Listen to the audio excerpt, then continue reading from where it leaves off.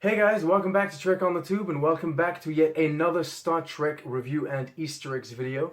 This time we're talking about Star Trek Picard Season 1 Episode 5 Stardust City Rag, which is a bit of a weird title if I'm honest, but it's appropriate considering it's a bit of a weird episode. Not because of its premise or plot though, on the contrary, it's actually a pretty straightforward story. It's weird in the sense that I enjoyed a lot of the individual scenes, but as a whole episode, it didn't really stand out to me. For example, Icheb. I was over the moon to see him return. I was very happy to learn that he had remained in Starfleet, and although I was somewhat upset to see him die, it wasn't because I was mad at the writing. It was because I liked the character, and so it was an emotional moment. On the contrary, I think it was very, very well written, and his death adds a lot to Seven's overall story and arc. Not to mention that the whole scene between the two was fantastically directed, as was the scene between Raffi and her son. Not only did that moment help us learn more about Raffi and her past, but it also made use of the Star Trek universe and things we've learned about it over the years to perfection. Raffi's son is in a relationship with a Next Generation style Romulan, which was awesome to see. That's a great tie-in. And also, the couple is having a child, but considering it's interspecies breeding, the episode took the time to actually place the scene at the Stardust City Reproductive Health Services, which builds on what we've seen multiple doctors in Star Trek say for years. Interspecies breeding can come with its difficulties. Another scene I absolutely loved was Raffi and Rios talking about Seven and Picard. How they both form a Borg and how their reputation precedes them. I found that to be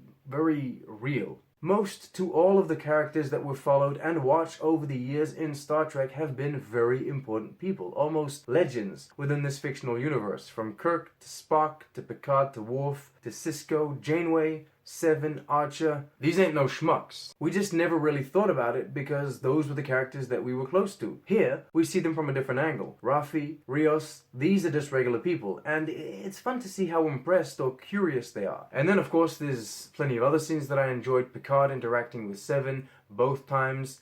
Dr. Girardi, so Agnes, interacting with Bruce Maddox. That was great as well. And look, I gotta say the directing, just generally speaking, was especially great. I think that we're all aware that Jonathan Frakes directed this episode, and look, I know from the outside it may seem like we, the fandom, compliment his directing just because it is Jonathan Frakes and, well, we're fans, but I can assure you that's not the case, or at least for my part, it is absolutely not. I think that Jonathan Frakes' directing is fantastic. It's stunning. The way he gets so up close and personal with the camera and the way he pushes the actors to give their very best performances really comes through in scenes like the one where Raffi is talking to her son. Or even the Icheb opening. Side note, Michelle Hurd's performance in this episode was very good. I know I was a little hard on her in my episode 3 review, and I still stand by what I said, but here, very good.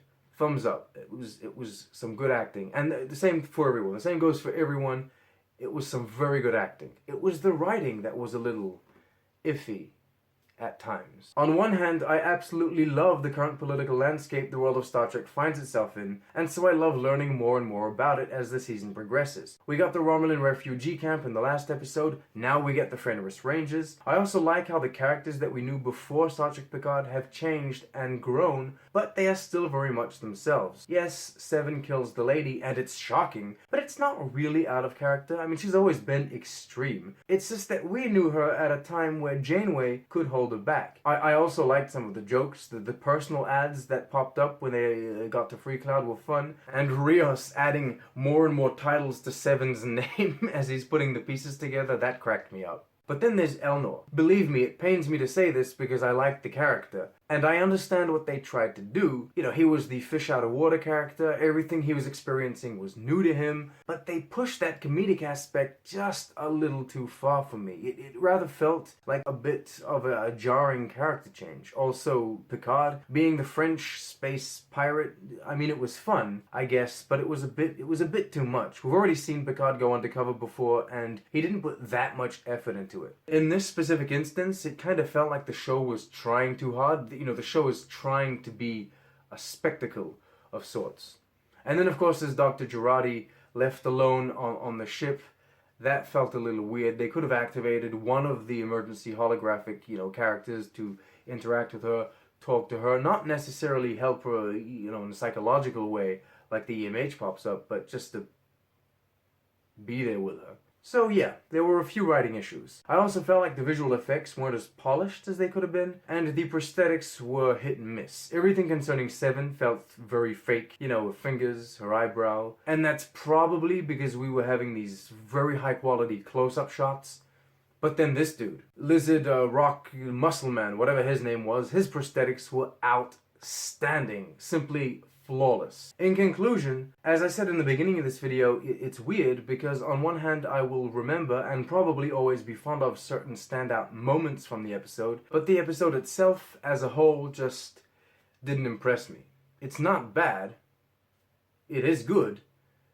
I guess it just doesn't stand out. Okay, let's move on to the Easter eggs and references to older iterations of Star Trek, starting with everything Voyager related. Icheb is a character first introduced in Star Trek Voyager. He was a young adult, or maybe teenager at the time. I think he just got out of his teenage years. I don't know, it's not important. He was a young man, and he was rescued from the Borg by Janeway and her crew. Seven, also being in that situation, former Borg and I guess newish to the Voyager crew, took him under her wing and really helped raise him. She helped him adapt to his new life. The doctor, or rather the torturing woman in this episode of Picard, was looking for his cortical node, but couldn't seem to find it. There's a very good reason for that. Now, I don't do this often, but if you're new to Star Trek, if you've only seen Star Trek Picard, or if you've seen a lot of Star Trek but not all of it, I would like to suggest you go and watch 3 episodes of Star Trek Voyager. Season 6, Episode 16, Collective, Season 6, Episode 19, Child's Play, and Season 7, Episode 2, Imperfection. It's not necessary that you watch these, just like it's not a necessity to see any of the older Star Trek before jumping into Picard, but if you're looking for some backstory or additional depth to the short scene between Icheb and Seven, those 3 episodes will absolutely do the job. Last thing about Icheb, based on his uniform and comments made by Seven, it would seem he continued his career in Starfleet, a career he began in Voyager. Though I do want to point out that his uniform is red, and I think Seven states that he's in science. Science should be bluish, green, teal, whatever. Anyway, he continued his career in Starfleet. Seven is part of an organization called the Fenris Rangers. At first, when the episode mentioned this, it kind of reminded me of the Maquis,